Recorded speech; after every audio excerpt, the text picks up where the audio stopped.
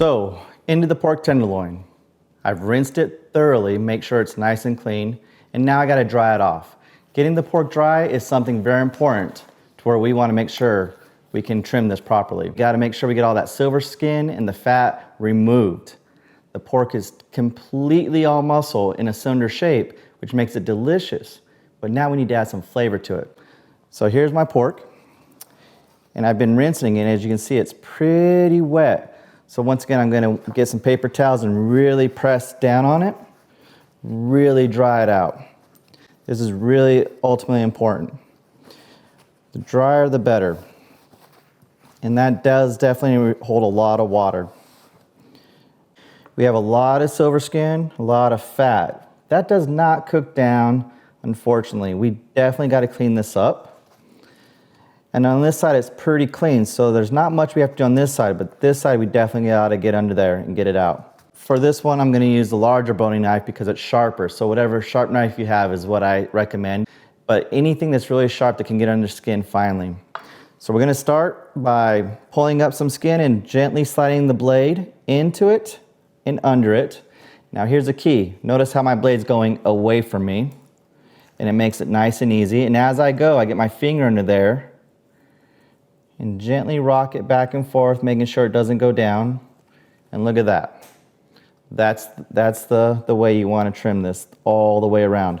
Now on the back side, I'm gonna be really careful, keep my hand high, and gently make sure that I do not take any meat, or as little as possible, and this takes some practice. And once again, sometimes if it's tough, I'll kind of notch the knife back and kind of tap it against the fat layer. But for this, it's coming out really smooth, but once again, I have a really sharp knife.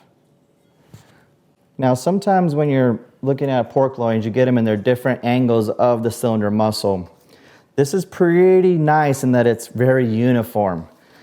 The uniformity makes a difference because we want to make sure it cooks. Sometimes you get a small edge over here, and that's when I say you're just going to knock it off. This is actually the end way you want to get it. Not all pork loins are going to look like this. So if they're not uniform, definitely trim them so they look more like this and they stay uniform. That's going to help the cooking process. Ooh, see I went in a little deeper, so I stopped. It's okay, that happens, so we're just going to start again. Push it. So now I didn't cut this whole meat off here. I just saved it, and now I'm going to do that little push against the fat layer again. No harm, no foul. So once again, that outward motion, getting under the layer, and then gently coming back with your hand high. Save your fingers on this. Definitely don't want to cut yourself trimming a pork tenderloin. As you can see, this pork tenderloin is good to go. It's uniform in shape, and all the silver skin and fat has been removed. But before we even season, I want to get a temp on this pork tenderloin.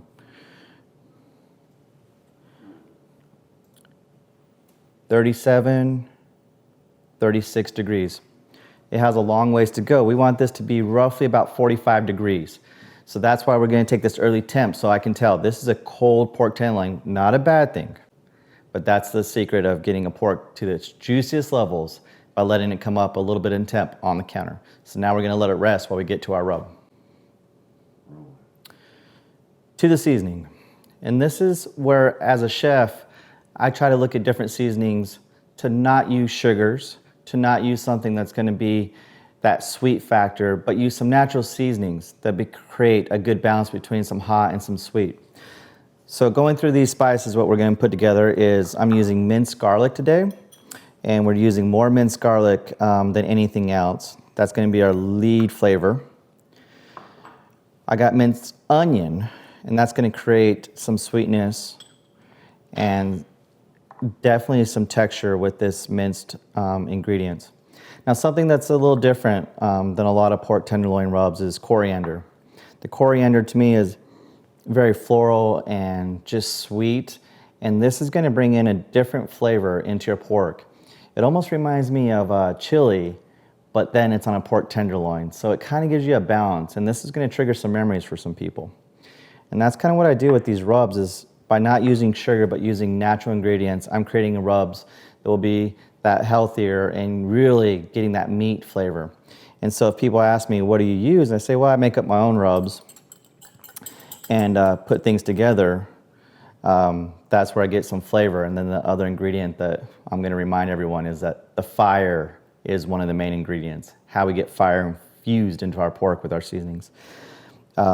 This was sweet paprika, and then this is cayenne pepper and cracked pepper. Now, one thing you're gonna notice is that I did not use salt, and the reason why is because the pork tenderloin that I got this time already had sodium in it. So if you see sodium on that package label, don't add salt in the rub. If by chance you get a fresh pork loin that does not have salt on that package, then yes, put salt per the recipe into this. We're gonna mix this up to make sure that we get all those granules broken up. That is a paprika that will kind of fight you on that. You see those big garlic and onion granules in there. So we got the sweet onion, we got the garlic's gonna be a little sweet on this. We have the sweet coriander. We have some pepper and cayenne pepper. So you see a little bit more sweets to the cayenne just to even it out so that everyone can eat it, not just people that like the spicy food.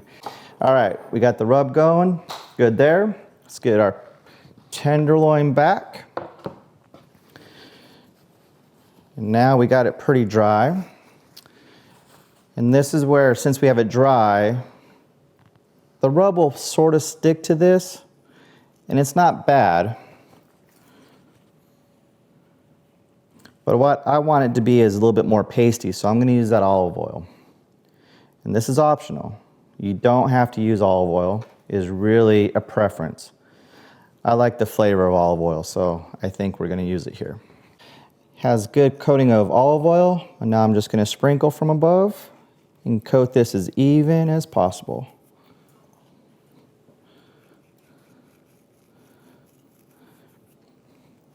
And you would think all that red coloring would be just the cayenne, but it is that paprika. It gives it a nice red flavor color profile.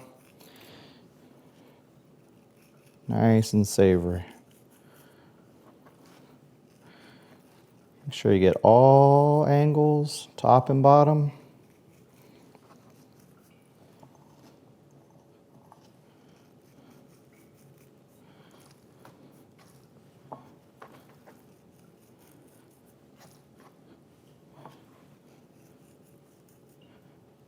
All right, that is your pork tenderloin. Now we're gonna let it rest here, and once again, we're gonna get the grill ready because we want this to still rise up in temperature. We really wanna get it into the 40-degree mark. 45 would definitely help the cooking process. It cooks evenly and delicious with this rub. Our pork tenderloin is seasoned, and now we're just gonna let it sit on the counter. One thing to note, I'm using an Epicurean board. It has no pores, so that meat and any bacteria that's on the meat won't seep into it. Typically, this booze block it's really thick and wood would absorb any liquid from bacteria, so this is vegetables only, and this is where I use all my meat. So now we're gonna let it sit on the counter. I definitely wanna cover it. I don't want any air bacteria to fall onto this pork randomly. Nothing we have to worry about, but you never know. And as we're gonna let it warm up, we're gonna put some plastic wrap over it, and then we're gonna get just a kitchen towel and make sure it's covered over that. And we're gonna let it hang out there while we go get the grill ready. Now we're ready to fire up this Kamado. I'm using a big green egg, but since we're using lump coal, this can be adapted to Komodo Joe, the Primo, even a Weber, all using lump coal. The first thing I'm gonna do is going to be check what's in here already from the last cook. If it's brand new, then I just gotta fill it up. But looking inside here, I don't see any wood chunks that are smoked. And I know that I should be looking because the last thing I did on this was a brisket. So now as I don't see anything, I'm definitely gonna stir this and get all this ash out as much as possible. I do this every single cook, no matter what. I want this fire to be perfectly temp controlling and a nice flame. If you have ash, that will not happen correctly. But now I see the fire grate down below. I see the holes in the side vents of the fire box. All nice and clear. All right, now we're ready to get that ash out. Some people say that they don't take the ash out, and I said, well, then your Kamado is not optimized, as we say. So whether I'm smoking overnight at 210 degrees for 15 hours, or doing a quick chicken or even a pork tenderloin, I'm doing this process every single time. Now I'm gonna add some charcoal. We're using Carbon del Sur premium lump charcoal from Colombia. Hardwood, about medium-sized blocks, very similar to the size of big green eggs. Some big rolls though, that's kind of unique, I like that.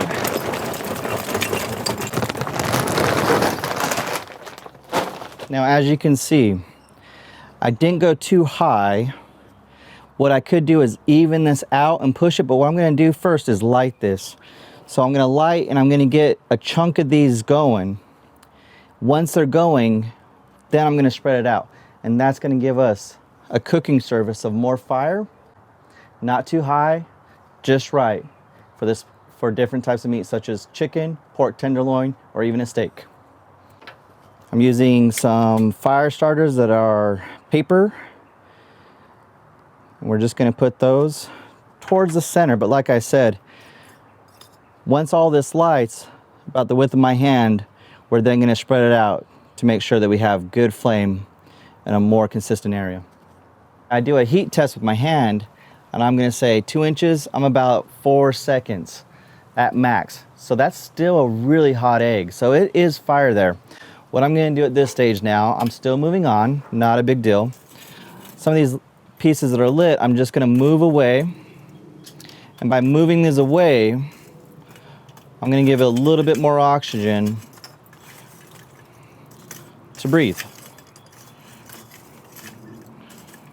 But the good thing is I don't see any fire starter.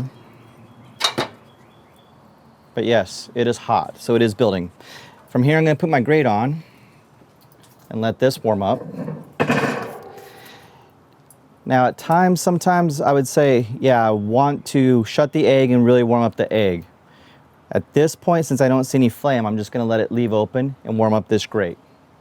Once I start seeing flame, I'm gonna check it in another 5 minutes, then we're ready to go. The important thing about this is that you don't wanna rush this part. You don't wanna try to light more fire. We're trying to have a controlled medium flame. And as we build up, it's gonna have the food cook a lot more even and a lot more tastier for those juices to seal in. So that's where I say you don't wanna rush this part as much as you want to. It's worth the wait. All right, 5 minutes, and now we have a flame.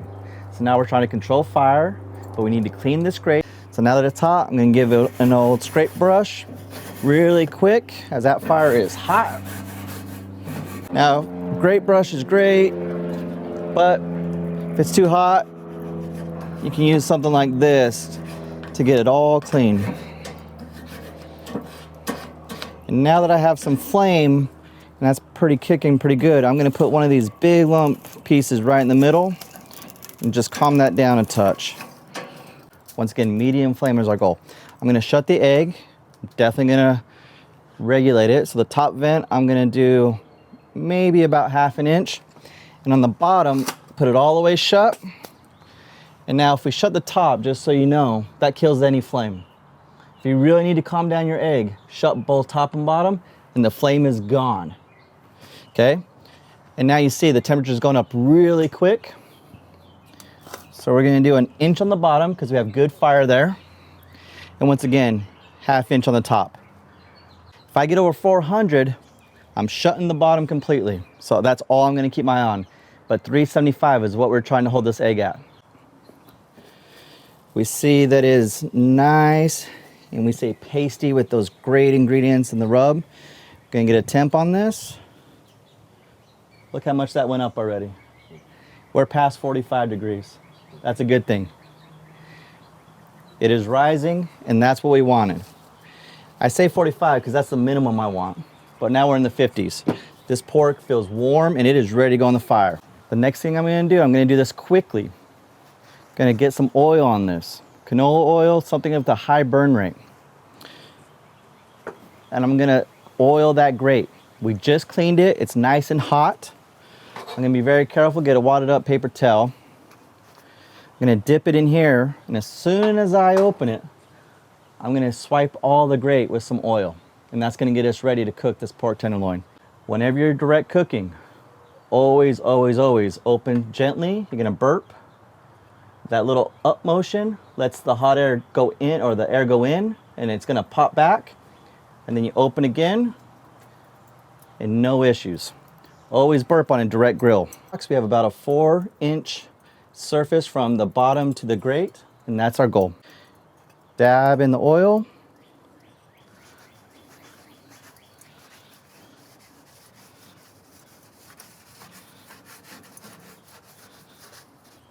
So our goal of cooking is a medium flame. But what I'm doing is, for the first part of this cook, we're just killing that flame so we can let it cook internally. And then as it builds, we're gonna get more and more fire. So I'm gonna walk you through this. Now that we have it oiled, we're gonna put the pork loin right on, and we're going right over the hot spot. You hear the sizzle? That's what we wanted to hear. It's right over the meat of the fire. So at any time I can rotate it off, but that's how you want to build a fire, is where you have your super hot spot and not so hot over here. We're going to close the egg and let it go for 2 minutes. What we did is we just put a cold piece of meat right in the center, so it cools the whole egg for the first minute. And that's why I tell people, just wait. It's going to even itself out, because you're doing 2 minutes aside at this point on this pork loin. It's been 2 minutes, and this temperature has not got up to 375. But we're very close to 350, so I'm not stressing on that temp. I like that we just are building it up, we're not rushing it. So now we're gonna rotate to the next side. Once again, do a quick burp, all the way up.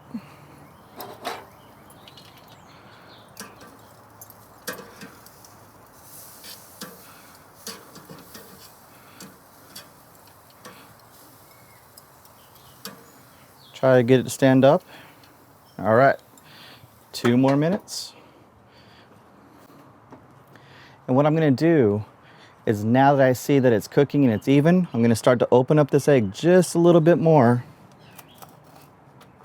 So now maybe I'm a little over 1 inch here, and about 1 inch on top. You can already see that smoke going. You're smelling the flavors, you're smelling the spices, you're getting that good smoke flavor, and I'm like, oh man, I'm already getting hungry.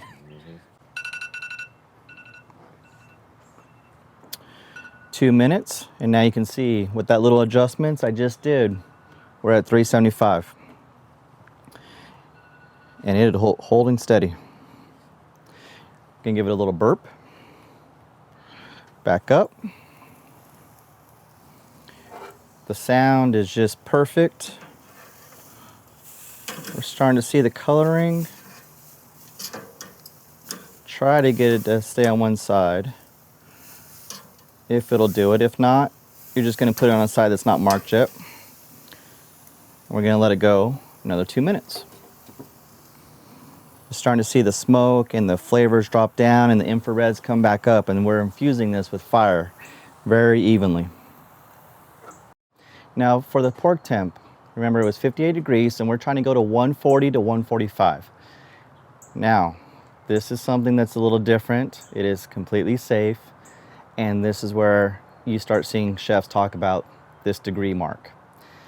A lot of times people say, no, it needs to be 160 or 180, and I'm gonna say, no, this is where it's safe. Bacteria goes away at 130, and 140 is the number that we're truly looking for. That's gonna be the most juice and hold the most flavor in every bite, but then we let it rest. And this has been the safest and best way to cook the pork to get the most amount of flavor out of it also. So now this is 6 minutes of cooking, and you can see the temps at 400. That's gonna be my max, but I love that we're building fire with this pork loin at the same time. Little small burp there. Starting to see, oh yeah, look at that. We got some good char. Let's see if I can get it balanced on this side.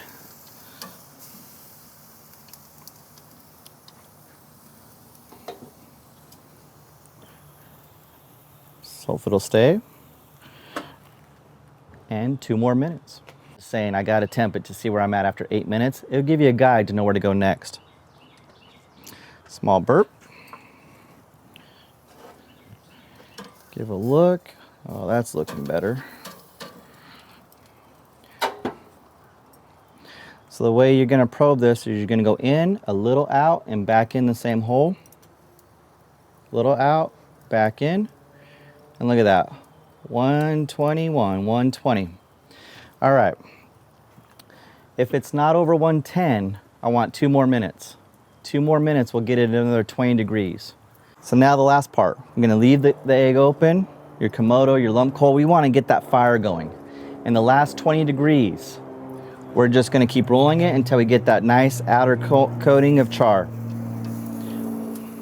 You see the garlic is getting a little crusty, looks like burn, but that's fire. That's fire deliciousness right there.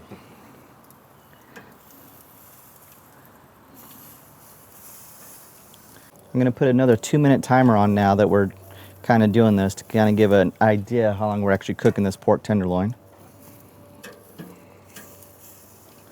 What I love about pork tenderloin, it's so versatile. I love that you could put it with some good mayo and some vegetables in a slider. Serve it with rice or potatoes. You can put it on top of a salad. You can eat it cold. One of my favorite things to do is serve it as an appetizer. And I think if you do want a little sweetness with an appetizer, you could drizzle some honey on it at the very end to kind of tighten it up and make it a glaze. I think that's a fun thing to do, definitely for a party and appetizer. But the medallions, when they come off, it's just delicious. And I think that's what's great about this piece of meat. It goes with so much. And as we're using hardwood, we're not seeing too much smoke from this. This is from Colombia once again. Different hardwoods could be oak or hickory. What's unique about this is that you're getting a nice blue flame out of it. So you're getting true infrareds. And that's where really the smoke hits it and creates a flavor. We're not seeing too much gray smoke off of this charcoal, which is very unique. All right, that's 2 minutes. We're gonna give it another probe. 122 on that side, 135 on that side. So sometimes, start another 2 minutes. So we're 10 minutes into this. You see what side is not cooking evenly. This is a little bit thinner, this is a little bit thicker. And that's the importance of a probe. But now remember when I said I have a coal fire over here? So now I'm just gonna hit this side that's a little bit thicker, just for a little bit. Try to even that out. But if you have the whole thing full of fire, it's really hard to do that. So that's why I say have your hot spot and have your cool spot. Because as cylinder this is, most pork loins are not this cylinder and even. The cooking is going to be really different from one side to the next. So now I'm just browning this side to catch this side up. This side is still cooking because the heat's still hot everywhere. But that's where you're kind of playing with this medium fire. One note, if this ever gets too much fire and you don't feel safe, just close it down and start putting it on the non-fire side. That'll help you control that fire. As you start to see, you're creating a nice flavor texture because once again, pork is all muscle and now you're just creating that rub and that crust on the outside. And as you think, well, is that too much fire? Well, try it out and you let me know. You get a little crunchy outside, you get that juicy inside, you're gonna be a fan of this.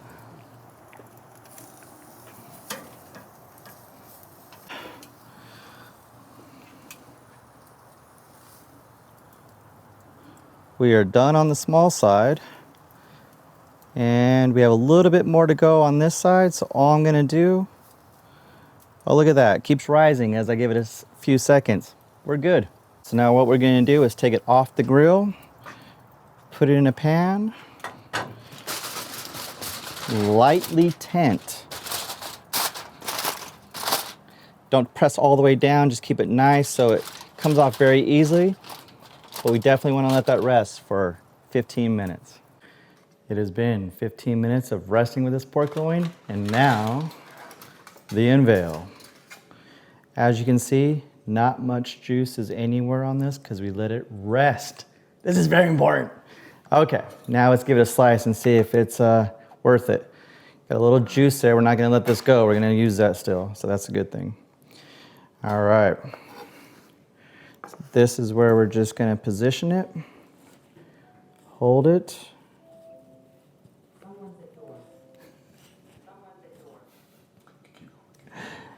As you can see, these slices have a great amount of juice in them.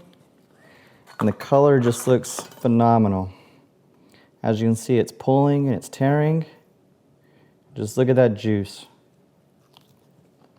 Oh, I tell you, this is some of the best tasting meat you can get. So simple. What was that? Under 20 minutes? Maybe 12? I don't know. It's worth every bite. And I tell you, that seasoning on the outside, you get a little crunch, you get the garlic, you get the coriander, that sweetness, and a little bit of cayenne. That's all you need. But once again, put it on a lot of different dishes. Put it on a slider. I'm gonna get some bread and put it on there right now and just eat this whole thing because it's that good. Guys, it's been Chef D Mart, pork tenderloin. Hope you have a delicious meal like I'm about to have. Thank you for checking out this video. Just know we're gonna post all the links of all the items I use of high quality and good products, so go check it out. Please like the video. In the comments, let me know what you'd like to see. Anything on the Kamado, on the grill, and also of Mexican cuisine. Thank you.